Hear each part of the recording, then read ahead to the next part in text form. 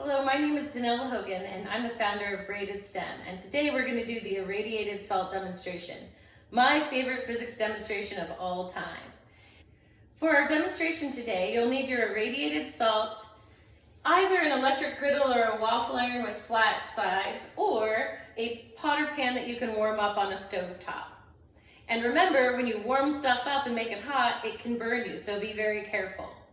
Our irradiated table salt was irradiated by the folks at Penn State, and it is not radioactive.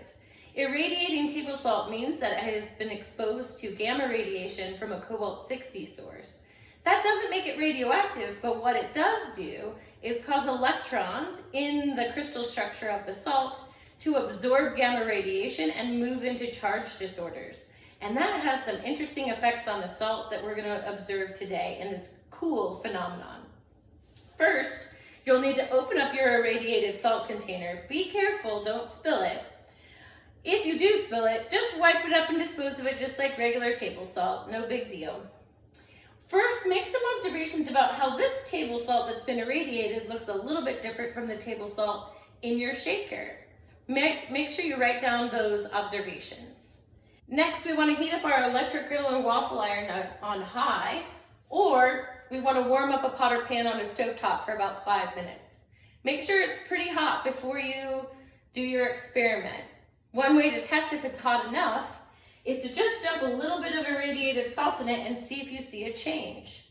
If you see a change, then it's hot enough to do the next part.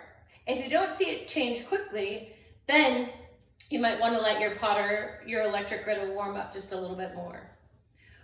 Once you start to notice a change in the irradiated salt with the lights on, the next step is to turn the lights completely off so that the room is really, really dark, and then very carefully pour the irradiated salt into the pan or onto the waffle iron flat surface that's heated up, and make an observation about what happens when the lights are completely off. Oh my gosh, if you don't love this, then you just must not love science at all. I hope you enjoy this physics demonstration as much as I do.